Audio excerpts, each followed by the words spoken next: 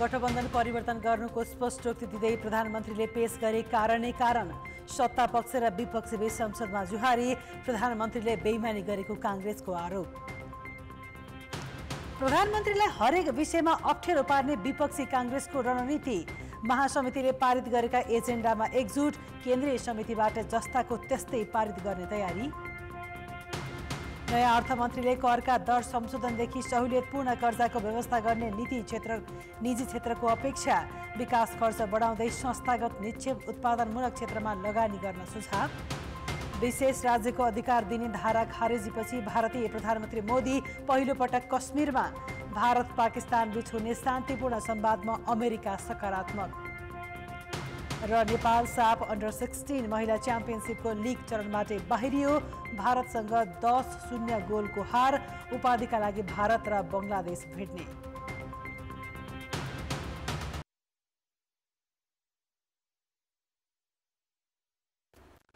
नमस्कार, कान्तिपुर समाचारमा स्वागत छ। प्रधानमन्त्री पुष्पकमल दाहालले राजनीतिक र विकासप्रतिको प्रतिबद्धता पूरा गर्न गठबन्धन परिवर्तन गरेको दावी गरेका छन्। प्रधानमन्त्री दाहालले नयाँ गठबन्धन बनाएर राजनीतिक बेइमानी नगरेको बताएका छन्। प्रतिनिधि सभाको आजको बैठकमा सांसदहरूले उठाएको प्रश्नको जवाब दिँदै प्रधानमन्त्री दाहालले राजनीतिक बेइमानी गरेको भन्ने पूर्व सत्ता सहयात्री कांग्रेसको आरोपको खण्डन गरेका हुन्। उनले गठबन्धनमा केही आशंका बढेको भन्दै यस अघिको गठबन्धनबाट राजनीतिक र विकासप्रति आफूले व्यक्त गरेको प्रतिबद्धता पूरा हुने नदेखेर नै एमाले सहितका दलहरूसँग सहकार्य गरेको बताए। राजनीतिमा व्यक्तिगत सम्बन्धभन्दा माथि राजनीतिक परिणामहरू निर्णायक हुन पुग्दा रहेछ र अघिल्लो गठबन्धनमा त्यही भयो। निर्वाचनमा नेकपा माओवादी केन्द्रले जुन तहमा कांग्रेसलाई सघायो त्यही तहमा आफूले सहयोग पाएन भन्ने मनोविज्ञान देशभरि नै थियो। त्यसले आपसी विश्वास केही कमजोर बनाएकै थियो। निर्वाचनपछि माओवादीलाई सरकारको नेतृत्व दिने सहमतिबाट नेतृत्व पछि हट्दा त्यसले एउटा अर्को मनोविज्ञान बन्न गयो। प्रधानमन्त्री दाहालले कोशीको सत्ता समीकरण र राष्ट्रिय सभा निर्वाचनमा कांग्रेसले धोका दिएको दावी गरे। महासमिति बैठकमा कांग्रेसले बेमौसमी प्रतिवेदनमाथि छलफल चलाएको उनको टिप्पणी थियो। त्यस्तै प्रधानमन्त्री दाहालले रुसी सेनामा नेपालीलाई भर्ती नगर्न र भर्ती भएकालाई फिर्ता गर्न रुस सरकारसँग सहमति भइसकेको बताए। उनले आजै पनि नवनियुक्त परराष्ट्र मन्त्रीले रुसी समकक्षसँग वार्ता गरेको पनि जानकारी दिए। रुसी सेनामा नेपालीको भर्ती अवैध भएको जानकारी रुसी सरकारलाई गराइसकिएको छ। रुसी सेनामा नेपाली नागरिकलाई भर्ना नगर्न र भर्ना भएकालाई नेपाल फिर्ता गर्न कूटनैतिक पहल बढाइएको छ। रुसी सेनामा भर्ना भई निधन भएका नेपाली नागरिकको शव स्वदेश फिर्ता ल्याउने, मृतकका परिवार तथा घाइतेलाई क्षतिपूर्ति उपलब्ध गराउने अनि युक्रेनी सेनाले बन्धक बनाएका नेपाली नागरिकलाई स्वदेश फिर्ता गर्ने सम्बन्धमा सम्बन्धित देशका अधिकारीहरूसँग विभिन्न तहमा कुराकानी भइरहेको छ। प्रधानमन्त्री दाहालले मिटर ब्याज पीडित तथा सहकारीका समस्या समाधानका लागि पहल भइरहेको पनि जानकारी दिए। सत्ता सहयात्री परिवर्तन गरेर नयाँ मन्त्रीमण्डल बनाएका दाहालले आजको बैठकमा सम्बोधन गरेका हुन्।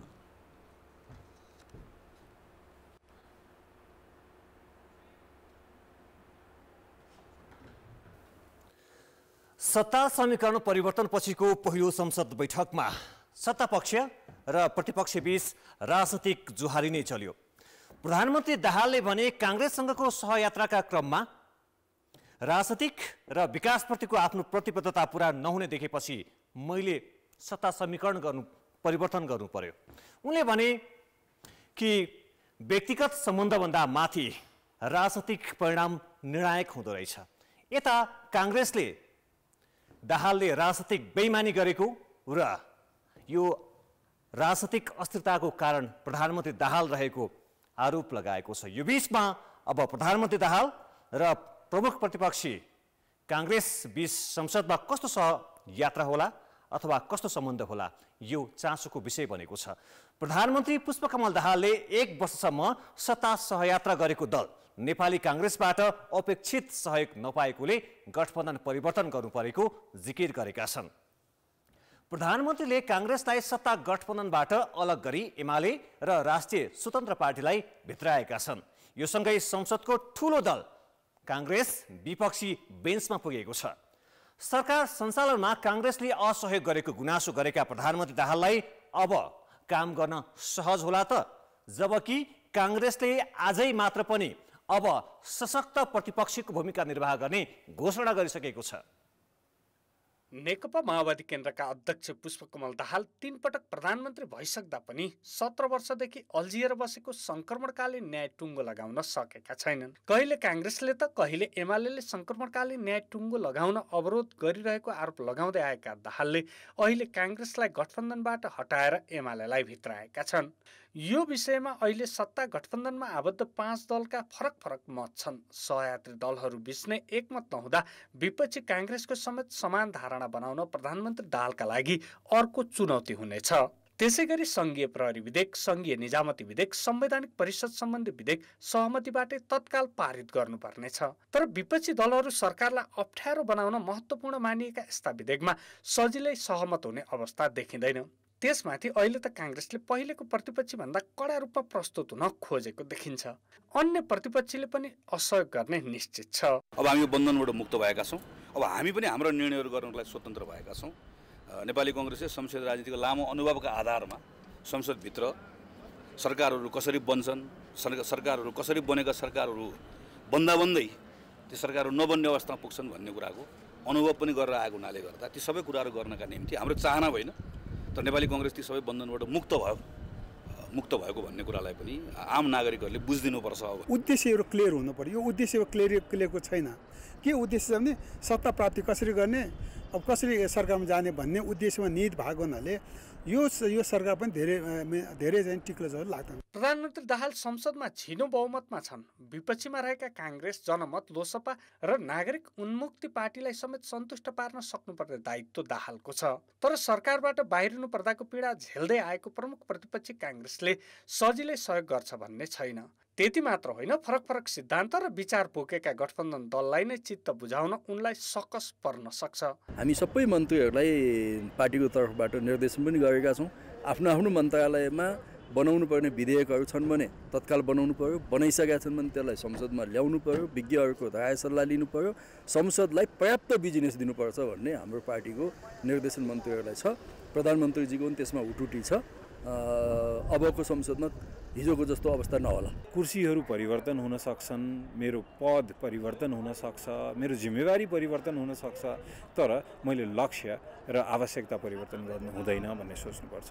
दलहरूको बिचमा जुन प्रकारको अविश्वास पैदा भएको छ र जसरी रातोरात समीकरण बन्ने फेरिने छ, यसले जनमानसमा एउटा त निराशा, एक प्रकारको अविश्वास, नेतृत्वप्रतिको आक्रोश त छँदै थियो पार्टीहरूप्रति। यसले थप त्यसलाई बढावा गर्छ। सरकार भने गठबन्धन फेरबदलले मात्रै अप्ठ्यारो नहुने र काङ्ग्रेस जिम्मेवार भएर प्रस्तुत हुनेमा आशावादी छ। शान्ति प्रक्रिया कुनै दल विशेष कुरा होइन, यो देशको विषय हो, राष्ट्रको विषय हो, आम जनताको विषय हो, पीडितहरूको विषय हो। पीडित मैत्री हुने गरी हामी सङ्क्रमणकालीन न्याय सम्बन्धी विधेयकलाई टुङ्गो गर्छौँ। त्यसमा हामी काङ्ग्रेसलाई पनि विश्वास लिएरै गर्छौँ होला। अरू दैनिक राजनीतिमा हाम्रो मतभेद हुनसक्छ, शान्ति प्रक्रियाका कामहरूमा मतभेद छैन, हुँदैन काङ्ग्रेससँग। हाम्रा कतिपय रूपमा कमजोरी होलान्, तर पनि सबैले नयाँ सोचका साथ जानुपर्छ भन्ने कुरा भएको हुनाले त्यसका लागि सबै तयार हुनुपर्छ जस्तो लाग्छ मलाई। आफू सरकारमा हुँदा केही गर्न नसक्ने तर विपक्षीमा पुग्ने बित्तिकै सरकारको खैरो खन्ने प्रवृत्ति दलहरूमा छ। एजेन्डा भन्दा पनि राजनीतिक प्रतिशोधका आधारमा विवाद बल्झाइरहने दलहरूको व्यवहारले पनि दाहाल सरकारका काम र शैलीलाई लिएर पाइला पाइलामा अवरोध हुने निश्चित जस्तै छ। कान्तिपुर समाचारका लागि क्यामेरामा सञ्जय लुइटेलका साथ दशरथ राई र दीपक आचार्य, काठमाडौँ। सत्ता गठबन्धन परिवर्तन भएपछि पहिलोपटक बसेको संसद बैठकमा सत्तापक्ष र विपक्षी दलका सांसदबीच आरोप प्रत्यारोप चलेको छ। काङ्ग्रेससँगको सहकार्य तोडेर प्रधानमन्त्री पुष्पकमल दाहालले एमाले सहितको 5 दलीय गठबन्धन बनाएपछि आज बसेको प्रतिनिधि सभाको बैठकमा सत्ता र विपक्षी सांसदबीच आरोप प्रत्यारोप चलेको हो। नेपाली कांग्रेसका प्रमुख सचेतक रमेश लेखकले प्रधानमन्त्री दाहालले कांग्रेसमाथि विश्वासघात गरेको र जनमतको समेत अपमान गरेको आरोप लगाए। उनले प्रधानमन्त्रीलाई दिएको विश्वासको मत फिर्ता लिएको घोषणा गर्दै धोका पाएका दलहरू एक ठाउँमा उभिए प्रधानमन्त्री कहाँ पुग्नुहोला भनी प्रश्न समेत गरे। त्यसैगरी राप्रपाका सांसद राजेन्द्र लिङदेनले पछिल्ला राजनैतिक गतिविधिमा आफूहरूलाई बेवास्ता गरेको भन्दै खोज्ने दिन आए जवाफ दिने बताए।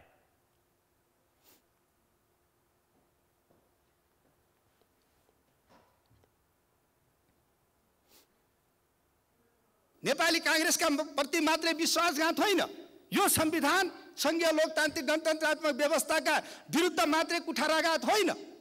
गएको निर्वाचनमा जनताका बीचमा प्रतिबद्धता व्यक्त गरेर अहिले यसरी गठबन्धन भत्काउने भनेको यो जनमतको पनि घोर अपमान हो भन्ने हाम्रो ठहर। यो सत्ता केन्द्रित चलखेलमा सामेल छैन र हुँदैन भनेर हामीले स्पष्टसँग भनिसकेपछि जुन विषय आयो कि राप्रपाले सहभागी हुन खोजेर पनि नपाएको भन्ने कुरा, त्यो भ्रम नरहोस्। त्यसलाई फेरि पनि भन्छु, नोटिसमा राखेको छौँ। तपाईको यो गठबन्धनले पर्सि नै राप्रपालाई खोज्नुपर्ने दिन नआओस्। बैठकमा एमाले सांसद विष्णु पौडेलले राजनैतिक दलहरू बीच विकल्प खोज्दा अन्यथा लिन नहुने बताए। माओवादी केन्द्रका देवेन्द्र पौडेलले नयाँ गठबन्धन बन्नुमा कांग्रेस नै कारक भएको जवाफ दिए। गठबन्धनकै अर्को दल रासुपाका सांसदले भने इलाम क्षेत्र नम्बर 2 मा हुने उपनिर्वाचनमा दलहरू बीच सहकार्य नगरी प्रतिस्पर्धा गर्नुपर्ने बताए। कांग्रेसलाई कति गहिरो घाउ लागेको रहेछ, चोट लागेको रहेछ भन्ने पनि उहाँले सँगसँगै अभिव्यक्त गर्नुभयो। म सामान्य सभामुख महोदय, म त्यो घाउमा मलमपट्टी गर्नका निम्ति राम्रा डाक्टरलाई साथमा लिएर कांग्रेससँग सहकार्य गर्नका निम्ति सम्माननीय प्रधानज्यूलाई म हार्दिकतापूर्वक आग्रह गर्न चाहन्छु। यो गठबन्धन भनेको आवश्यकता अनुसार मिल्नेहरूसँग कुनै पनि एजेन्डा र विषयमा मिल्यो भने मिल्दै जाने हो। अस्ति भर्खरै अलि नयाँ प्रसङ्ग सुरु गर्दा त नेपाली कांग्रेसका साथीहरूले पनि छलफल त सुरु गर्नुभयो सबैतिर। बहुमत जुटाउनु भएको भएदेखि त हामी अहिलेको प्रधानमन्त्रीले विश्वास मत लिन सक्नुहुन्थेन। हाम्रो संविधानमा त यही व्यवस्था छ। कोसिस त तपाईँले पनि गर्नुभयो नि, सक्नेले गर्ने उथलपुथल। एउटा दुःखद घटनाका कारण इलाममा निर्वाचन हुँदैछ। राष्ट्रिय स्वतन्त्र पार्टी यो भन्न चाहन्छ त्यो इलामको निर्वाचनमा हामी प्रतिस्पर्धा गरौँ, सहकार्य नगरौँ। राष्ट्रिय स्वतन्त्र पार्टी एक्लै उभिएर त्यो निर्वाचनमा प्रतिस्पर्धा गर्छ। आजको यस दिनमा जनता महँगीले पिल्सिएका छन्। मिटर ब्याजका चाहिने यही सिंहदरबार यही हाउसको अगाडि चाहिने आएर नाराबाजी गर्न सुरु गरेका छन्, भित्रै छिरिसकेका छन्। बैठकमा जनमत पार्टीका अध्यक्ष सीके राउतले सत्ता समीकरण फेरिनुमा प्रधानमन्त्रीको अविश्वसनीय चरित्र र विदेशी शक्तिको भूमिका रहेको आरोप लगाए। अनि उहाँ बडो गर्वका साथ भन्नु पनि हुन्छ फेरि म मिस्टर उथलपुथल हो, म बाँच्दासम्म यो देशमा उथलपुथल भइराख्नेछ। मानौ उहाँ शेषनाग हुनुहुन्छ र यो धरती चाहिँ नेपाल उहाँको शिरमाथि अडेको छ। तर उहाँले याद राख्नुपर्ने कुरा के हो भन्दाखेरि हरेक शेषनागको लागि कृष्णको अवतार पनि हुने गर्दछ। वामपन्थीको निश्चित चरित्र हुन्न, सिद्धान्त हुन्न, कार्यक्रम हुन्न, आचरण हुन्न। वामपन्थीको नाम वामपन्थी राखेर हुन्छ, काम खामपन्थी, नाम वाम त्यस्तो हुन्छ। छातीमा हात राखेर भन्नुहोस् वामपन्थी साथीहरू चरित्र के छ। कांग्रेस माओवादी केन्द्र बीचको गठबन्धन बनेसँगै बसेको पहिलो संसद बैठकमा दलका नेताहरू एक अर्काप्रति घोषपेचमा उत्रिएका हुन्।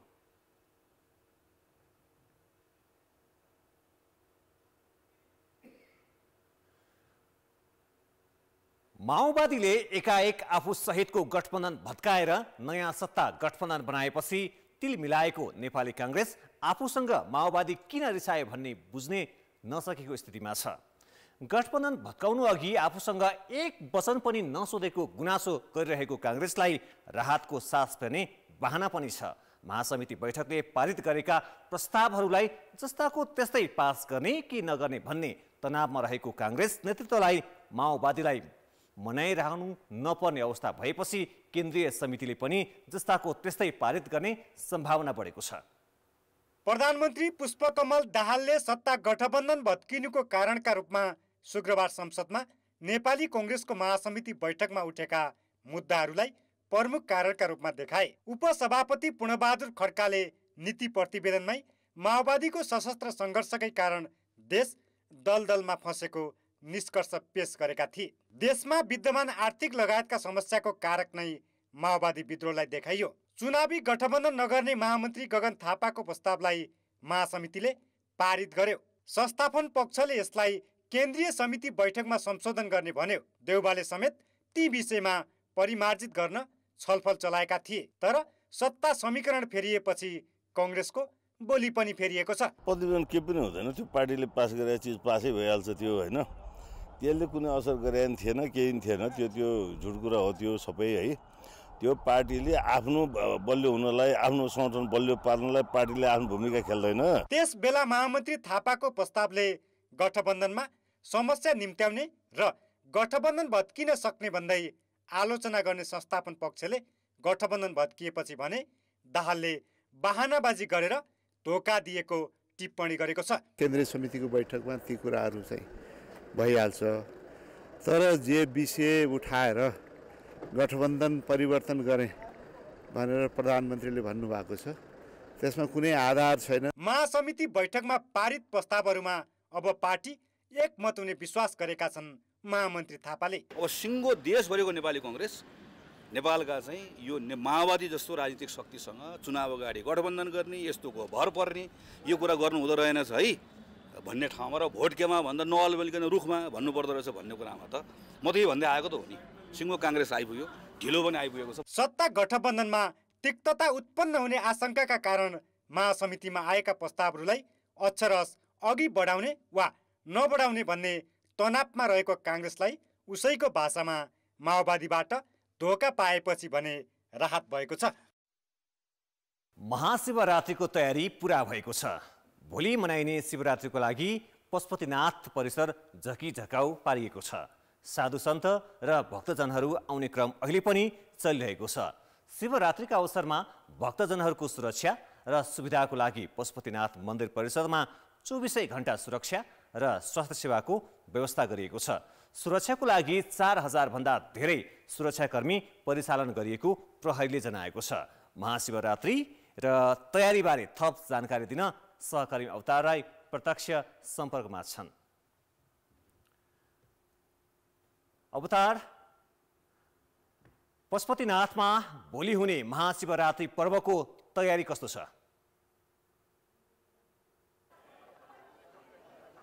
विकासजी, पशुपतिनाथ मन्दिरमा यतिखेर वास्तवमै तपाईँले भन्नुभयो जस्तै झकिझकाउ छ। यहाँ चाहिँ जो हिन्दू धर्मावलम्बीहरूको पवित्र स्थल पनि र वर्षेनी शिवरात्रिका दिन लाखौँ दर्शन गर्नका निमित्त यहाँ आउने गर्दछन् र यसको तयारीका लागि पशुपति विकास कोषले निकै दिन अगाडिदेखि नै तयारी गर्ने गर्दछ। आज अघिल्लो दिनको माहौल हेर्न यहाँ थुप्रै दर्शनार्थीहरू आएका छन् र यहाँ चाहिँ विशेष गरेर बाबा सन्त साधुहरूको पनि उल्लेख्य रूपमा देश तथा विदेशबाट आउने गरेका छन्। उनीहरू पनि केही दिन अगाडिदेखि नै आएका छन् र आज भने उल्लेख्य रूपमा यहाँ देख्न सकिन्छ यहाँको रौनक, यहाँको सजी सजाउ र अहिले पनि निरन्तर रूपमा यहाँ चाहिँ पशुपति विकास कोषले चाहिँ निरन्तर रूपमा आफ्ना कर्मचारीहरू खटाएर, स्वयंसेवीहरू खटेर चाहिँ यहाँ व्यवस्थापनमा सक्रिय भएको देख्न सकिन्छ। यहाँ पशुपति विकास कोष मात्र होइन, विभिन्न सङ्घ संस्थाहरूले पनि यहाँ चाहिँ स्वयंसेवी रूपमा यहाँको व्यवस्थापनका निमित्त आफ्नो काम गरिरहेको देखिन्छ। स्टलहरू राखिरहेको देखिन्छ। जुत्ता चप्पलहरू व्यवस्थापनदेखि फोहोर मैला व्यवस्थापनदेखि यहाँको स्वास्थ्य सुरक्षा लगायतका विषयमा पनि विभिन्न सङ्घ संस्थाहरूले आफ्नो स्टलहरू नै व्यवस्थापन गरिरहेको छ भने अहिले यो शिवरात्रिको अघिल्लो दिनको यो झकिझकाउ यहाँको माहौल हेर्नका निमित्त धेरै यहाँ काठमाडौँमा रहेका, नजिकमा रहेका विभिन्न मानिसहरूको पनि घुइँचो छ भने धर्मावलम्बीहरू जो चाहिँ भोलिका लागि आएका छन् उहाँहरू पनि चाहिँ अहिले यतिखेर उहाँहरूको पनि निकै घुइँचो देख्न सकिन्छ। विकासजी, अवतार, पशुपति क्षेत्र विकास कोषले अघिल्लो वर्षको तुलनामा यस वर्ष दर्शनार्थीहरूको सङ्ख्या धेरै हुने बताइरहेको पृष्ठभूमिमा दर्शनार्थीहरूको व्यवस्थापन, खास गरी पशुपतिनाथको दर्शन कति समयभित्र गर्न पाउँछन्? उनीहरूको दर्शनको व्यवस्थापन चुस्त दुरुस्त र सुरक्षित बनाउनको लागि विकास कोषले के गरेको छ? विकासजी, खास गरी यो वर्ष तपाईँले भन्नुभयो जस्तै अस्ति मात्र पत्रकार सम्मेलन गरेर पशुपति विकास कोषले यस वर्ष दर्शन गर्न आउनेहरूको भक्तजनहरूकै सङ्ख्या धेरै हुने, झन्डै 10 लाखभन्दा बढी त यहाँ आउने, त्योभन्दा बढीको व्यवस्थापनका निमित्त नै तयारी अवस्थामा रहेको भन्ने यसभन्दा अगाडि नै पत्रकार सम्मेलन गरेर जानकारी गराइएको थियो। त्यसका लागि पशुपति मन्दिरको यो 4 गेट नै खुल्ला गरिएको छ भने यसका निमित्त 6000 भन्दा बढी स्वयंसेवकहरू व्यवस्थापन गरिएको छ। सुरक्षाकर्मीहरू 4000 भन्दा बढी राखिएको छ। यसर्थ खास गरी अलिकति यो पशुपति मन्दिरमा धेरै भक्तजनहरूको भिड हुने र यहाँ दर्शन गर्न आउनेले घन्टौँ लाइनमा बस्दा पनि एकदमै शास्तिका साथ पशुपति मन्दिरभित्र आफ्नो दर्शन गर्न पाउने यसभन्दा अगाडिको जुन थियो त्यो समस्यालाई चिर्दै यसपटक छोटो समयमै जो लाइनमा बस्ने एकजना भक्तजनले छोटो समयमा नै यहाँ दर्शन गरिसक्ने भन्ने कै लागि स्वयंसेवीहरू, सुरक्षाकर्मीहरू यथेष्ट रूपमा परिचालन गरिएको भन्ने हामीलाई जानकारी दिएको छ। यसका निमित्त यसभन्दा वरिपरि परिसरभन्दा वरिपरि यो जुन ट्राफिक व्यवस्थापनदेखि लिएर सवारी साधन व्यवस्थापनदेखि लिएर यहाँ अघि पनि मैले भने यहाँ जो पशुपति विकास कोष मात्र नभएर अन्य विभिन्न सङ्घ संस्थाहरूले पनि यो व्यवस्थापनमा चुस्त बनाउनका निमित्त अशक्तहरूका निमित्त ज्येष्ठ नागरिकहरूको निमित्त पनि अझ चुस्त बनाउनका निमित्त पनि व्यवस्थापन गरिएको। दर्शनार्थीहरू सहभागी हुँदैछन्, पशुपतिनाथ आउँदैछन् भन्दै गर्दाखेरि स्वाभाविक रूपमा भारतबाट ठुलो सङ्ख्यामा दर्शनार्थीहरू नेपाल आउने गरेका छन्। तर भारत अथवा नेपाल मात्र होइन, विश्वभर छरिएका लाखौँ करोडौँ हिन्दूहरूको आस्थाको केन्द्र पशुपतिनाथ हो। पशुपति क्षेत्र विकास कोषले भारत बाहेक अन्य क्षेत्रहरूमा पनि पशुपतिनाथको बारेमा, यसको महत्त्वको बारेमा प्रसार गरेको पाउनुभयो? तपाईँले भन्नुभयो जस्तै नेपालको यो पशुपतिनाथ विश्वकै हिन्दू धर्मावलम्बीहरूको एउटा महत्त्वपूर्ण आस्थाको केन्द्र पनि हो, सांस्कृतिक केन्द्र पनि हो।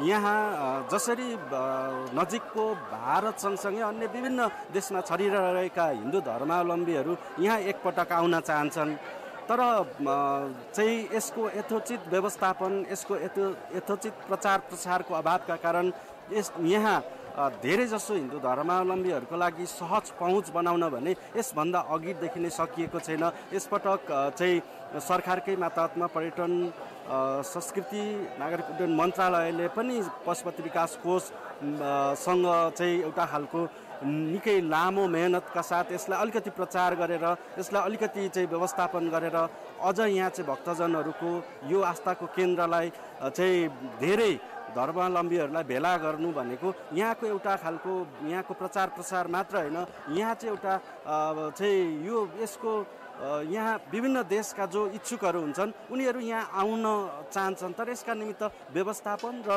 सहज आवत जावतकै समस्या भन्ने कतिपयबाट हुन्छ र यसका निमित्त पशुपति विकास कोषले यथेष्ट रूपमा यसपटक व्यवस्थापन गरेको र सोचेभन्दा बढी भक्तजनहरू उपस्थित हुने भन्ने कुरा हामीलाई पत्रकार सम्मेलन गरेर पनि जानकारी गराइएको छ। धन्यवाद अवतार, धन्यवाद। उनी थिए सहकर्मी अवतार राई। पाशुपत क्षेत्रबाट भोलि महाशिवरात्रि पर्व र त्यहाँ महाशिवरात्रि पर्व मनाउँदै गर्दाखेरि पशुपतिनाथ क्षेत्रको व्यवस्थापन दर्शनार्थीहरूले कसरी छिटो छरितो सुरक्षित चुस्त दुरुस्त ढङ्गबाट दर्शन गर्न पाउँछन् भन्ने लगायतको विषयमा हामीले कुराकानी गर्दैथ्यौँ। बाँकी प्रसङ्ग सहकर्मी श्रद्धाबाट। प्रधानमन्त्री पुष्पकमल दाहालले 3 पटक गठबन्धन फेरेर 14 महिनामै 50 जनाभन्दा धेरैलाई मन्त्री बनाएका छन्। मन्त्री जति फेरिए पनि मुलुकमा समस्या र जनजीविकाको अवस्था उस्तै छ। मन्त्रालयको नेतृत्व बारम्बार फेरिँदा सेवा प्रवाह किन जस्ताको तस्तै रहन्छ? प्रधानमन्त्री पुष्पकमल दाहालले तेस्रो पटक सरकार सम्हाल्दा पहिलो गृहमन्त्री राष्ट्रिय स्वतन्त्र पार्टीका रवि लामिछाने थिए। त्यसपछि माओवादीकै नारायणकाजी श्रेष्ठ आए।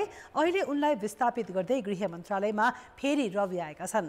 दोस्रो गठबन्धन बनेपछि सोमबारसम्म प्रकाश ज्वाला भौतिक पूर्वाधार मन्त्री थिए। बुधबार त्यो पदमा नेकपा एमालेका रघुवीर महासेठ उप प्रधानमन्त्री समेत बनेर भित्रिएका छन्। गृह मन्त्रालय सम्हालेका नारायणकाजी श्रेष्ठ परराष्ट्रमा पुगे। नेपाली काङ्ग्रेसलाई गठबन्धनबाट विस्थापित गरेपछि अर्थ मन्त्रालयमा प्रकाश शरण महत रहेनन्, त्यहाँ माओवादीले वर्षमान पुनलाई भित्रायो। नेपाली कांग्रेसका पूर्णबहादुर खड्काले सम्हालेको रक्षा मन्त्रालयमा एमालेका हरि उप्रेती आए। मन्त्री परिषद पुरै फेरिदा अधिकांश मन्त्री पनि फेरिए। शिक्षा मन्त्रालयमा अशोक राईको ठाउँमा सुमना श्रेष्ठ र युवा तथा खेलकुदमा डिक बहादुर लिम्बुको स्थानमा विराज भक्त श्रेष्ठ मन्त्री बनेर भित्रिए। प्रधानमन्त्री दाहालले नै भने नै सत्तामा उथलपुथल त भइरहेको छ, तर जनताले पाउने सेवा प्रवाहमा आशालाग्दो सुधार छैन। विधि र पद्धति अनुसार काम हुने र मन्त्री बन्नेहरूले देश र जनतालाई केन्द्रमा राखेर अघि बढ्ने हो भने मात्रै पुराना जानु र नयाँ आउनुको अर्थ हुनेछ।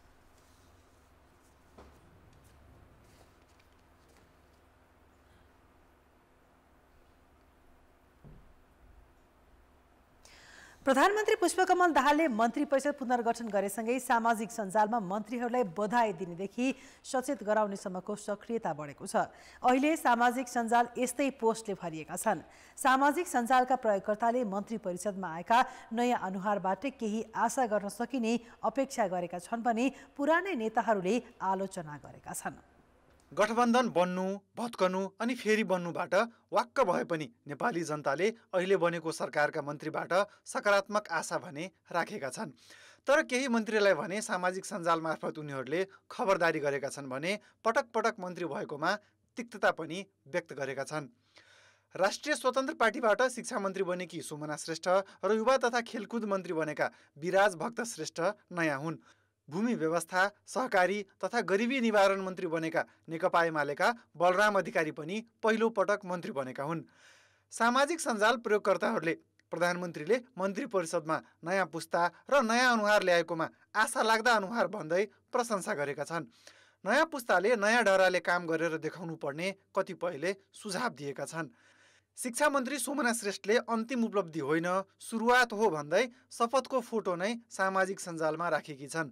उनको पोस्टमा जैनेन्द्र जीवनले लेखेका छन्, गठबन्धनको हिलोमा कमल भई फुल्ने कि फोहोर भई मिसिने तपाईँकै हातमा छ। नरेश खनालले आफूलाई प्रश्नभन्दा माथि हुँ भन्ने सोच मात्रै पनि आएको दिन तपाईँको पतन निश्चित छ भनेर सचेत गराएका छन्। सावित्री लामिछाने भुसालले नवनियुक्त मन्त्री पदम गिरीको पोस्टमा कमेन्ट गर्दै लेखेकी छन्, नेपाली जनताको आशाको दियो, काम बढी बोली कम। प्रधानमन्त्री पुष्पकमल दाहालको फेसबुक वालमा सचिन रोकायले लेखेका छन्, प्रचण्डले जोसुकैलाई धोका दिन सक्छन् तर देश र जनतालाई कहिले धोका दिन सक्दैनन्। मन्त्री परिषद पुनर्गठनबारे वीरबहादुर रसाइली लेख्छन्, अहिले यो गठबन्धन सरकार कहिलेसम्म टिक्ने हो हेर्दै जाउँ नेपाली जनता। विपिन चौहानले व्यङ्ग्य गर्दै लेखेका छन्, पहिले जाडोमा सूर्य गर्मीमा रुख, अहिले जाडोमा रुख गर्मीमा सूर्य, जलवायु परिवर्तनले गर्दा होला। ईश्वरी ओझाले माओवादीप्रति व्यङ्ग्य गर्दै लेखेका छन्, 32 सिटेले सबैलाई फनफनी घुमाइरहेछ त, कारण यस्तो रहेछ, धन्यवाद, देशका लागि हो, यस्तै गरी अगाडि बढ्नुहोस्। सुखबीर ओलीले भौतिक पूर्वाधार तथा यातायात मन्त्री रघुवीर महासेठको पोस्टमा पटक पटक एउटै व्यक्ति मन्त्री बनेकाले खासै उत्सव मनाइहाल्नु पर्ने देखिँदैन भनेर निराशा व्यक्त गरेका छन्। लुना भट्ट शर्माले ट्विट गर्दै 2 पटक समीकरण फेर्दा पनि काम गर्न नसक्ने असक्षम को भयो भनेर प्रश्न गरेकी छन्। उनले प्रधानमन्त्री पनि नयाँ हुनुपर्ने भनेकी छन्। सुरेन्द्र धानुक मण्डलले 125 सीसीदेखि 175 सीसीसम्मका मोटरसाइकलको कर छुट गरिदिन आग्रह सहितको पोस्ट गरेका छन्। अहिलेसम्मको समीकरण हेर्दा उपप्रधानमन्त्रीको सङ्ख्या बढ्ने देखिएको छ। शैलेश श्रेष्ठले उपेन्द्र यादवले उपप्रधान तथा स्वास्थ्य मन्त्री आफै बन्ने निर्णय गरेकोमा व्यङ्ग्य गर्दै लेखेका छन्, उपप्रधानमन्त्रीहरूको लर्को। वर्षमान पुन अर्थमन्त्री बनेको समाचारमा प्रतिक्रिया दिँदै जयराम पौडेल लेख्छन्, जति सक्दो धेरै सुन भित्र्याएर देशलाई धनी बनाउनुपर्छ है मन्त्रीजी। प्रकाश आचार्यले अर्थमन्त्रीले अर्थतन्त्र बुझेका छन् भनेर प्रश्न गरेका छन्। अब जनताको आवाज हामीले 7 प्रदेशमा सोधेका छौँ, मन्त्रालयको नेतृत्व परिवर्तन हुँदा तपाईँले पाउने सेवामा कतिको फरक पर्ला?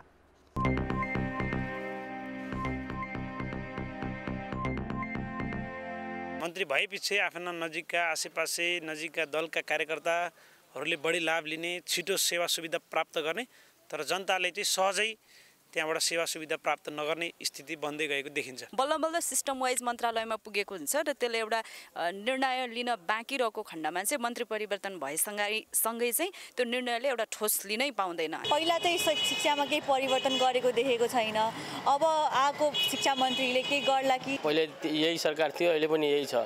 पहिला त केही गर्न सकेन, अब आशा विश्वास राखेको छु केही न केही गर्छ। पहिलाको जसरी हुनुपर्ने त्योभन्दा सुधार हुनु पर्यो। सुकै मन्त्रालय परिवर्तन भए पनि हामीले चाहिँ सेवा सुविधा हामीले पाउन सक्दैनौँ। उही सरकार पहिला पनि थियो, त्यही व्यक्ति फेरि सरकारमा आएछ त कसरी परिवर्तन हुन्छ? जनताका नियमित काममा त जुनसुकै सरकार आए पनि त्यति धेरै फरक नपर्ला। अहिले नेतृत्वै परिवर्तन भएको त होइन, तर प्रक्रिया परिवर्तन भएको हुनाले हामीले त्यो आशा गरेको। कतिपय कुराहरू कटौती हुने, परिमार्जन हुने सेवा सुविधाहरू, त्यसले गर्दा जनतालाई त अवश्य पनि अप्ठ्यारो पर्छ। भनेको ठाउँमा बजेटहरू एउटाले हालिदिएको ठाउँमा अर्कोले काट्ने, अर्कोले ठाउँमा अर्कोले काट्ने गर्दाखेरि यो व्यतिथि मात्रै निम्तिन्छ, अरू केही होइन। सरकारले कसरी काम गर्छ त्यो त पछि रिजल्ट आएपछि पनि थाहा हुन्छ। सेवा सुविधा त आम जनताले पाउने सेवा सुविधा हो। पटक पटक सरकार परिवर्तन हुँदा झन् विकासका योजनाहरू ठप्प रहेको। उनीहरूको के चाहिँ कार्यक्रममा परिवर्तन हुन्छ कि भन्ने एक्सपेक्टेसन हो। अब हेर्दै गरौँ, 2-4 दिनले चाहिँ रिजल्ट बताउला।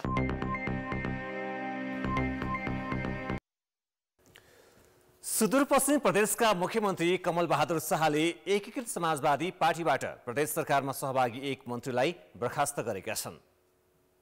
मुख्यमन्त्री शाहले आज आर्थिक मामिला तथा योजना मन्त्री नरेश कुमार शाहीलाई बर्खास्त गरेका हुन्।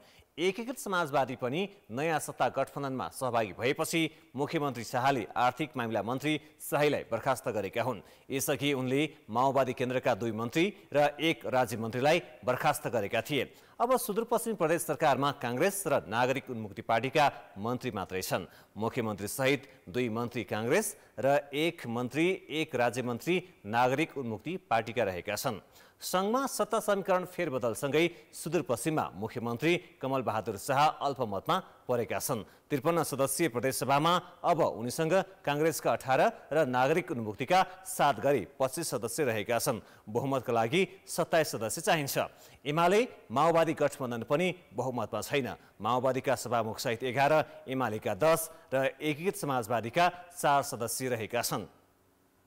नयाँ गठबन्धनसँग पनि सभामुख बाहेक 24 जना मात्रै सदस्य छन्। सुदूरपश्चिममा 1 स्वतन्त्र र राप्रपाका 1 सदस्य रहेका छन्। दुवैले मत हाले पनि बहुमत पुग्दैन। उता कोशी प्रदेशमा मध्यावधि निर्वाचनमा हुने संकेत देखिएको छ।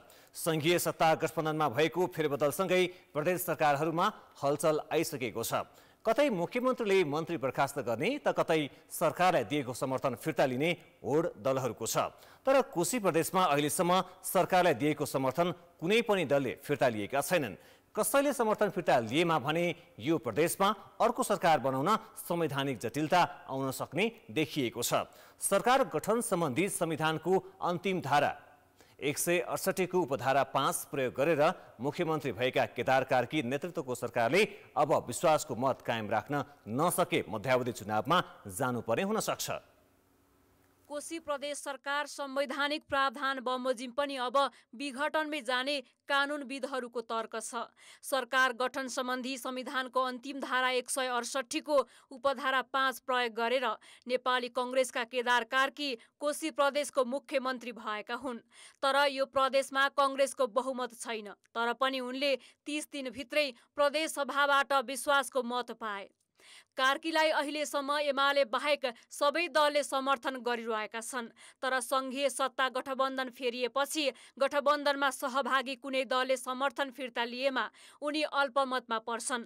त्यसपछि सरकार गठनका लागि संविधानले दिएको कुनै विकल्प बाँकी नरहने र प्रदेशसभा विघटनको अवस्थामा पुग्ने संविधानविद बताउँछन्। अन्तिम विकल्पमा कोलिसन पार्टनरले या उसलाई चाहिँ विश्वास मत दिएको पार्टनरले विश्वास मत फिर्ता लियो भने त्यति विश्वास मत लिनै जानुपर्छ। विश्वास मत लिएन भने यो अन्तिम विकल्प कि त अविश्वास प्रस्ताव दर्ता गर्नु पर्यो। अविश्वास प्रस्तावलाई 2 वर्ष चाहिन्छ। 2 वर्ष पनि नकटेको यता चाहिँ कोलिसन पार्टनरले फिर्ता गरेको र विश्वास मत नलिएको अवस्थामा त ताजा जनादेशलाई संसद विघटन गरेर जानुभए विकल्पै देखिँदैन। फेरि फर्केर आउनलाई त अविश्वास प्रस्ताव 2 वर्ष पछाडि पेश गरेर अर्को कुनै चाहिँ मुख्यमन्त्री म बनाउँछु भनेर कुनै पनि दलले लग्यो भने फेरि कोलिसनतर्फ फर्किने बाटो त्यो हो। तर अहिले त्यो अवस्था छैन। मुख्यमन्त्रीलाई तत्काल अविश्वासको प्रस्ताव ल्याएर हटाउन सकिने अवस्था छैन, किनकि एकपटक विश्वासको मत लिएपछि 2 वर्षसम्म अविश्वासको प्रस्ताव दर्ता गर्न नपाइने संवैधानिक व्यवस्था छ।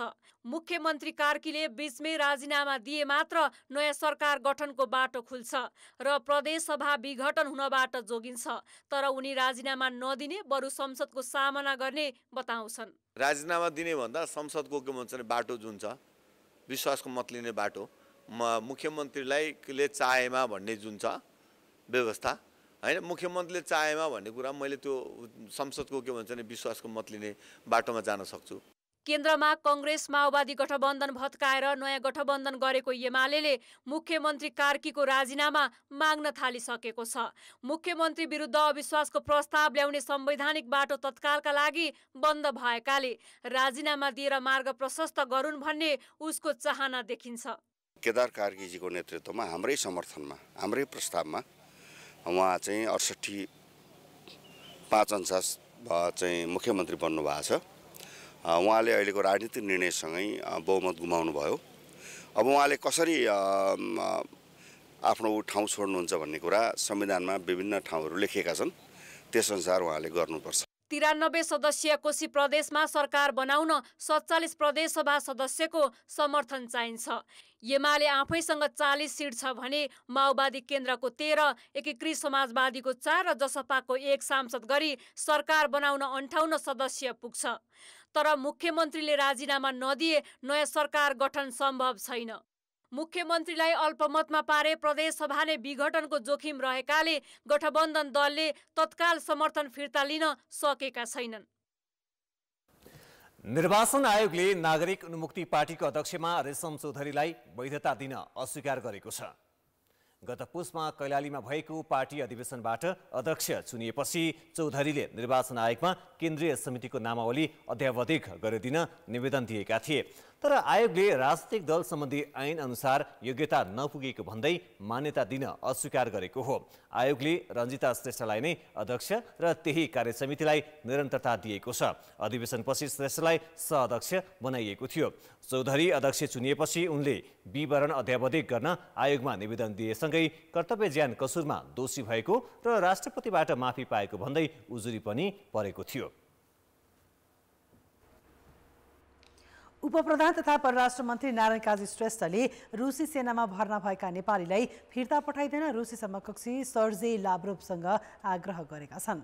आज भएको टेलिफोन संवादमा परराष्ट्र मन्त्री श्रेष्ठले रुसी सेनामा भर्ना भएका नेपालीलाई फिर्ता, युक्रेन युद्धमा मारिएकाहरूको शव पठाइदिन र घाइते र मृतकका परिवारलाई क्षतिपूर्ति दिन आग्रह गरेका हुन्। रुसी विदेश मन्त्री लाभ्रोभले अन्य विषयमा जवाफ नदिएको तर मृत्यु भएका नेपालीका परिवारलाई क्षतिपूर्ति दिइने बताए। परराष्ट्र मन्त्री श्रेष्ठसँग आजै भारतीय राजदूत नवीन श्रीवास्तवले शिष्टाचार भेटवार्ता गरेका छन्। परराष्ट्र मन्त्रालयमा भएको भेटमा दुई मुलुकबीचको सम्बन्धलाई थप बलियो बनाउने तथा दुवैलाई फाइदा हुने सहकार्यलाई अघि बढाउने विषयमा छलफल भएको परराष्ट्र मन्त्रालयले जनाएको छ। यस्तै श्रेष्ठसँग चिनिया राजदूत छन सोङले पनि शिष्टाचार भेटवार्ता गरेका छन्। आजै नवनियुक्त अर्थमन्त्री वर्षमान पुनसँग भेटेका नेपालका लागि भारतीय राजदूत नवीन श्रीवास्तवले सत्ता समीकरण परिवर्तन नेपालको आन्तरिक मामिला भएको बताएका छन्। गत असोज 20 गते प्यालेस्टाइनी विद्रोही समूह हमासले इजरायलमा आक्रमण गर्दा 10 जना नेपाली विद्यार्थीको मृत्यु भएको थियो भने कञ्चनपुरका विपिन जोशी सम्पर्कविहीन भए। उनलाई हमासले नियन्त्रणमा लिएको भनिए पनि 5 महिनासम्म उनको अवस्था अज्ञात छ। सरकारले उनको उद्धारका लागि पहल गरिरहेको दावी गरे पनि कुनै परिणाम देखिएको छैन।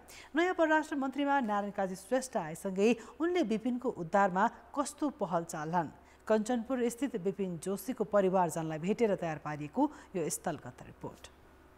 विपिन समेत विभिन्न देशका दर्जनभन्दा बढी देशका नागरिकहरू बन्दकको अवस्थामा रहेको कुरा चाहिँ यहाँहरूलाई जानकारी छँदैछ।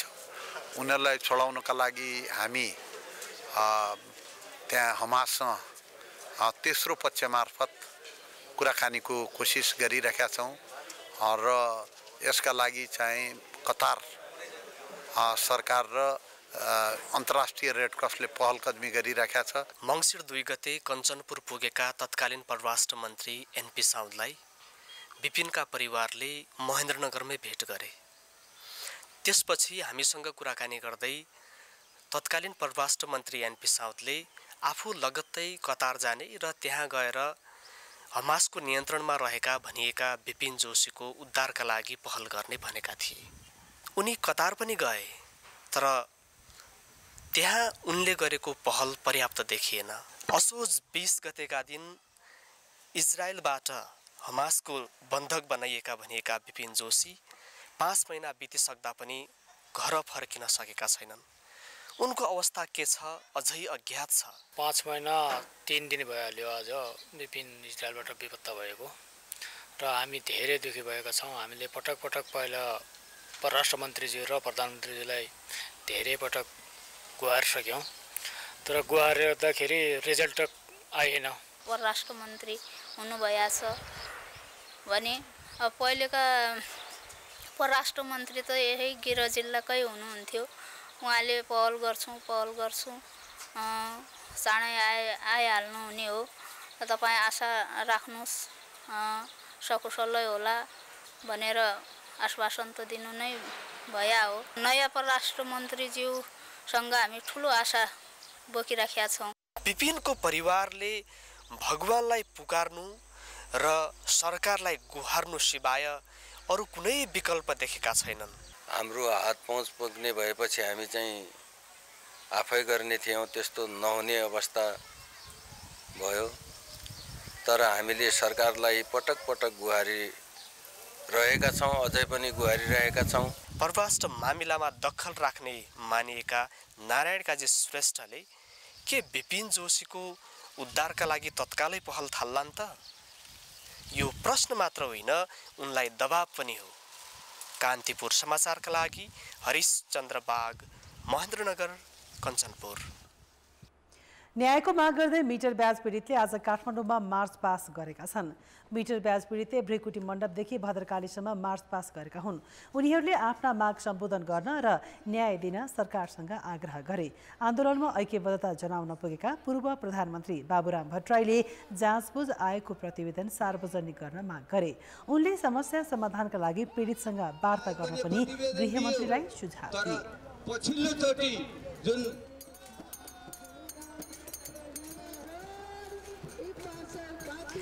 नयाँ अर्थमन्त्रीसँग निजी क्षेत्रको अपेक्षा के लगायतका आर्थिक र अन्तर्राष्ट्रिय समाचार बाँकी नै छन्। पालो भएको छ ब्रेकको।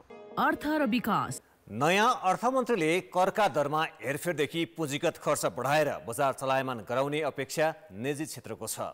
अर्थमन्त्रीमा वर्षमान पुन नियुक्त भएसँगै निजी क्षेत्र केही उत्साहित देखिएको छ। तर निजी क्षेत्रको चाहना बमोजिम तत्काल बजार चलायमान बनाउने गरी नीतिगत संशोधन सम्भव छ त? विगतमा निजी क्षेत्रले लगानी बढाउन उच्च ब्याज दरलाई बाधक मान्दै आएको थियो, तर अहिले ब्याज दर न्यून हुँदै गएको छ। कोरोना महामारी अघि 2076 पुसमा 11.94% रहेको कर्जाको ब्याज दर अहिले 11.38% कायम हुँदा पनि निजी क्षेत्रले लगानी बढाउन चाहेको छैन।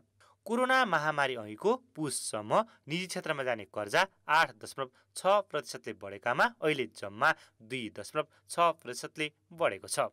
अहिले लगानी हुन नसक्नु, उच्च ब्याज दर भन्दा पनि उपभोक्ताको आम्दानी नबन्नु र बजारमा माग सिर्जना हुन नसक्नु हो। नयाँ अर्थमन्त्रीले अब सहुलियतपूर्ण कर्जा प्रदानदेखि विकास खर्च बढाएर बजारमा पैसा पठाउने अपेक्षा निजी क्षेत्रको छ। उद्यमी व्यवसायीहरू सटर बन्द गरेर अन्य विकल्प खोजिरहेका छन्। अहिलेको अर्थतन्त्रलाई मैले भन्नुपर्दाखेरि अहिले त युवाहरू मात्रै पलायन भइरहेछ देशबाट। यदि यही स्थिति कन्टिन्यू रह्यो भने 6 महिनापछि उद्यमी व्यवसायीहरू पनि पलायन हुने अवस्थामा आउनेछन्। कर्जा र ब्याजलाई पुनर्तालीकरण गर्नेतिर एउटा त्यो निर्देशन उहाँको हुनु पर्यो। त्यसपछि सर्टेन सेक्टर्सहरू जुन ज्यादै पीडित छ त्यसमा कन्सेसनल फाइनान्सिङको रूपमा उहाँले कुनै यदि अभियान लिएर आउनुहुन्छ, योजना लिएर आउनुहुन्छ भने त्यसले अर्थतन्त्रलाई चलायमान बनाउँछ। राष्ट्र बैङ्कको कठोर मौद्रिक नीतिका कारण खुम्चेको बजारबाट राजस्व उठाउन सरकारले थप कर बढाउँदा लगानीकर्ता समस्यामा परेको व्यवसायको भनाइ छ।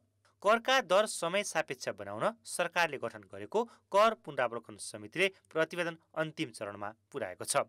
समितिको सुझाव अनुसार सरकारले तत्काल कर संशोधन गरिदिने उनीहरूको अपेक्षा छ। अब उत्पादनमूलक उद्योगमा कर्जा केन्द्रित गर्न निजी क्षेत्रले आग्रह गरेको छ। इन्डियामा गरे जस्तो दबेर बसेको पैसाहरू चाहिँ नोटबन्दी या 5% ट्याक्स तिरेर यसलाई बजारमा निकाल्ने सिस्टम पहिला पनि नेपाल सरकारले गरेको त्यो पहिलो काम त गर्नु पर्यो। क्रेडिट रिकभरी एक्ट यो इन्डियाको उदाहरण पनि लिन सकिन्छ। त्यसले धेरै राम्रो फङ्सन गरेर इन्डियाको इकोनोमी राम्रो भएको छ। पहिला 3 महिना थियो, अहिले घटाएर 15 दिन पुर्याएको छ। त्यस्तै खालको हामीले के अरे उत्पादन बाहिर गइसकेपछि रिकभरी भएर आउने चलायमान हुने खालको ट्याक्स रिकभरी एक्ट तुरुन्तै ल्याउनु पर्यो। त्यसो त राष्ट्र ब्याङ्कले चालु पुँजी कर्जामा गरेको कडाइले पनि व्यवसायले ऋण लिन सकिरहेका छैनन्। यसलाई अर्थमन्त्रीले सहज गरिदिने अपेक्षा उनीहरूको छ। तर यो गभर्नरको चाहनामा भर पर्ने कुरा हो। विज्ञहरू भने सरकारको लगानी र विकास खर्चमा वृद्धिसँगै संस्थाहरूले मुद्दतीमा राखेको रकम लगानीमा ल्याउनु पर्ने बताउँछन्। निजी क्षेत्रले अपेक्षा गरे जस्तो करका दर हेरफेर भने तत्काल संशोधन सम्भव नरहेको उनीहरूको भनाइ छ। उहाँले लाभ काम गर्न सक्नुहुन्न। लाभ काम गर्नलाई त्यो एजेन्डा लानुपर्छ। जस्तो करका दर, भन्सारका दर, यी कुराहरू सबै परिवर्तन गर्न सक्नुहुन्न। त्यसलाई त संसदमा लगेर उसले एप्रुभ गरेर अरू लाउने हो। उहाँको डोमेनमा रहेको सबभन्दा पहिलो काम उहाँले के गरिदिन पर्छ भनेदेखि अहिलेको नेपाली अर्थतन्त्रको सबभन्दा ठुलो समस्या भनेको निजी क्षेत्रको लगानीको दर घट्या छ 4 देखि 5 वर्षसम्म। सरकारी क्षेत्रको लगानीको दर पनि घट्या छ र ओभरअल कन्ट्रीको लगानीको दर पनि घट्या छ। यो लगानीको दरलाई उहाँले उकास्न पर्यो। सीमा क्षेत्रमा चोरी निकासी गरी वस्तुको आयात हुँदा राज्यको कर मात्रै गुमिरहेको छैन, राजस्व तिरेर आयात भएका वस्तुको बिक्रीमा समेत कमी आएको छ।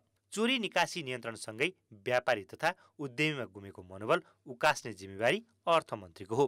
कान्तिपुर समाचारका लागि क्यामेरामा राजेन्द्र महर्जन र सुरज खड्काका साथ सुदिल पोखरेल, काठमाडौँ। अब जनमतको अन्तिम परिणाम। जनमतमा हिजो हाम्रो प्रश्न थियो, नवनियुक्त मन्त्रीका प्राथमिकता के हुनु पर्ला? ए. भ्रष्टाचार रोक्ने, बी. सेवा प्रभावकारी बनाउने र सी. विकास र समृद्धि। जनमतको अन्तिम परिणाम यस्तो छ। ए. भ्रष्टाचार रोक्नेमा 32%, बी. सेवा प्रभावकारी बनाउनेमा 43% र सी. विकास र समृद्धिमा 25% मत प्राप्त भएको छ। अब जनमतमा आजको प्रश्न। जनमत हाम्रो प्रश्न छ, महिला सशक्तिकरण आन्दोलनको सकारात्मक प्रभाव कुन क्षेत्रमा बढी परेको होला? ए. राजनीतिक, बी. सामाजिक, सी. आर्थिक। जनमतको अन्तिम परिणाम भोलि साँझ 8 बजेको कान्तिपुर समाचारमा प्रसारण गर्नेछौँ।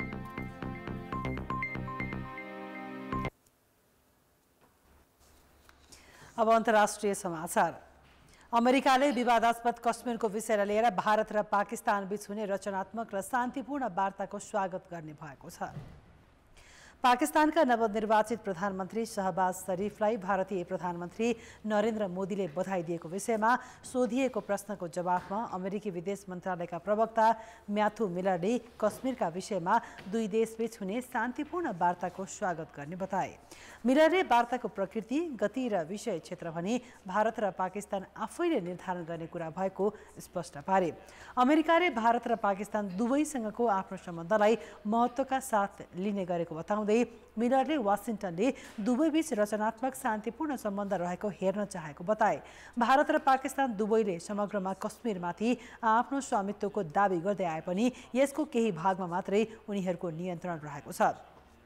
कश्मीरको विषयलाई लिएर दुवै देशबीच सन् 1947 यता दुई ठूला युद्धका साथसाथै थुप्रै पटक ससाना झडप भइसकेका छन्। पछिल्लो समय 2019मा भारतले आफू प्रशासित जम्मू कश्मीरलाई प्राप्त विशेष राज्यको दर्जा खोसे यता दुवै देशबीचको सम्बन्ध थप तनावपूर्ण रहँदै आएको छ। यसैबीच कश्मीरलाई विशेष राज्यको अधिकार दिने संविधानको धारा 370 को खारेज यता भारतीय प्रधानमन्त्री नरेन्द्र मोदी पहिलोपटक त्यहाँ पुगेका हुन्। खेलकुद समाचार। नमस्कार, कान्तिपुर खेलकुद समाचारमा स्वागत छ। भारतसँग 10-0 गोल अन्तरको फराकिलो हार बेहोर्दै नेपाल साफ अन्डर 16 महिला च्याम्पियनसिपको लिग चरणबाटै बाहिरिएको छ। नेपाल विरुद्ध एकतर्फी नतिजा निकालेको भारत भने फाइनल प्रवेश गर्यो। घरेलु मैदानमा उपाधि जित्ने लक्ष्य राखेको नेपालले निर्णायक खेलमा भारत विरुद्ध निकै कमजोर प्रदर्शन गरेको हो। एन्फा कम्प्लेक्स मैदानमा भारतले सुरुवातदेखि नै नेपाललाई दबावमा राखेको थियो। दोस्रो मिनेटमै अनिता डुङडुङले गोल गर्दै भारतलाई अग्रता दिलाइन्। पल फर्नान्डेजले 14, अनुष्का कुमारीले 22, बोनफिलिया सुल्लाईले 25 र गुरलिन कौरले 32 मिनेटमा गोल गरे। 43औं मिनेटमा फर्नान्डेजले व्यक्तिगत दोस्रो गोल गरेपछि नेपालले पहिलो हाफमा आधा दर्जन गोल बेहोर्यो। दोस्रो हाफको सुरुमै मिनमाया श्रेष्ठले आफ्नै पोस्टमा गोल गरिन्। गुरनाश कौरले 58 र 77औं मिनेटमा गोल थपिन्। 79औं मिनेटमा रिहान्ना लिज जाकोबले गोल गर्दै भारतलाई 10-0 को विशाल जित दिलाएकी हुन्। यो नतिजासँगै नेपाल प्रतियोगिताबाट बाहिरियो। भारत र बंगलादेशले उपाधिका लागि प्रतिस्पर्धा गर्नेछन्। भुटान भन्ने एक खेल अगावै बाहिरिसके थियो। नेपाल पहिलो खेलमा बंगलादेशसँग 2-0 ले पराजित भयो। दोस्रो खेलमा भुटानलाई 3-0 गोलले पराजित गर्दै फाइनल सम्भावना जोगाएको घरेलु टोलीले आज भने निराशाजनक प्रदर्शन गरेको हो। लीग चरणको अन्तिम खेलमा भोलि भुटान र बंगलादेश बीच प्रतिस्पर्धा हुनेछ। फाइनल आइतबार हुनेछ। आयोजक टोली झापा 11 FC छैटौं झापा गोल्ड कप फुटबल प्रतियोगिताको सेमिफाइनल प्रवेश गरेको छ। बिर्तामोड स्थित डोमालाल राजवंशी रङ्गशालामा आज भएको खेलमा एन्फा मकवानपुरलाई 5-1 गोल अन्तरले पराजित गर्दै झापाले अन्तिम 4मा स्थान बनाएको हो। जितसँगै झापाले सेमिफाइनलमा चर्च बोइसँगको भेट पक्का गर्दा प्रतियोगिताको सेमिफाइनल समीकरण पनि पूरा भएको छ। T20I विश्वकपको तयारी अन्तर्गत हङकङमा हुने त्रिकोणात्मक T20 सिरिज खेल्ने नेपाली क्रिकेट टोलीको आज बिदाई गरिएको छ। नेपाल क्रिकेट संज्ञानले आज कार्यक्रम गर्दै खेलाडीको बिदाई गरेको हो। नेपाली टोली आज राति 11:30 बजे हङकङ प्रस्थान गर्दैछ। नेपालले हङकङमा घरेलु टोली र पपुवा न्युगिनीसँग त्रिकोणात्मक T20I सिरिज खेल्नेछ। सिरिज अघि नेपाल र हङकङ बीच एक खेलको फ्रेन्डसिप कप पनि हुनेछ। फागुन 27 मा नेपालले हङकङसँग खेल्दै त्रिकोणात्मक सिरिजको सुरुवात गर्नेछ। त्यसपछि नेपालले पपुवा न्युगिनीसँग खेल्नेछ। दोस्रो खेलमा सोही दिन हङकङ र पपुवा न्युगिनी भिड्नेछन्। फागुन 30 गते सिरिजको फाइनल हुनेछ। प्रशिक्षक मोन्टी देसाईले यस सिरिजमा दिपेन्द्र सिंह ऐरी, आशिफ शेख, सोमपाल कामी, कुशल मल्ल, अनिल शाह र ललित राजवंशीलाई विश्राम दिएका छन् भने युवा खेलाडीलाई महत्त्वपूर्ण अवसर रहेको छ। हङकङ भ्रमण गर्ने टिममा नेपाली टोलीमा ए टिमका कप्तान विनोद भण्डारी सहित सन्दीप जोरा, राशिद खान र युवा खेलाडी आकाश चन्द, लोकेश बम, सागर ढकालले स्थान बनाएका छन्। यस सिरिजबाट स्वदेश फर्किएपछि नेपालको सिनियर टोलीले घरेलु मैदानमा आयरल्यान्ड एसँग 2 खेल खेल्नेछ। नेपाल एले 3-3 T20 र 1 दिवसीय खेल्नेछ। लगत्तै भारत भ्रमणमा निस्कने नेपालले अप्रिल 12 देखि 21 सम्म ओमानमा आयोजना हुने ACC मेन्स प्रिमियर कप खेल्नेछ। युवा तथा खेलकुद मन्त्री विराज भक्त श्रेष्ठले भागबण्डामा नभई आफ्नो पार्टीले छनौट गरेर मन्त्रालय लिएको बताएका छन्। मन्त्री श्रेष्ठले अथाह चुनौती रहे पनि सफा नियतका साथ आफू आएको बताए। युवासँग प्रत्यक्ष जोडिने मन्त्रालयमा काम गर्न उत्साहित रहेको भन्दै उनले नीतिगत सुधार आवश्यक रहेको प्रतिक्रिया दिए। सभापति उपसभापति लगायत हाम्रो मान्य सदस्यहरूले यो चुज गरेर यसमा डेलिभरी गर्नुपर्छ। युथ, एभ्रिथिङ इज युथ हैन। अनि प्लेयर्सहरूको, खेलाडीहरूको, प्रशिक्षकहरूको जुन व्यथिति हालत छ हैन, त्यसलाई के गर्न सकिन्छ कि भन्ने हिसाबले सो हाम्रो पार्टीले रोजेको हो, हामीले रोजेको हो। मन्त्री विराज भक्त श्रेष्ठसँगको पूरा अन्तर्वार्ता कान्तिपुर टेलिभिजनको युट्युब च्यानलमा हेर्न सक्नुहुनेछ। खेलकुद समाचार अहिलेलाई यति नै। कान्तिपुर समाचार अहिलेलाई सकियो। कान्तिपुर टेलिभिजन हेर्दै गर्नुहोला। नमस्ते।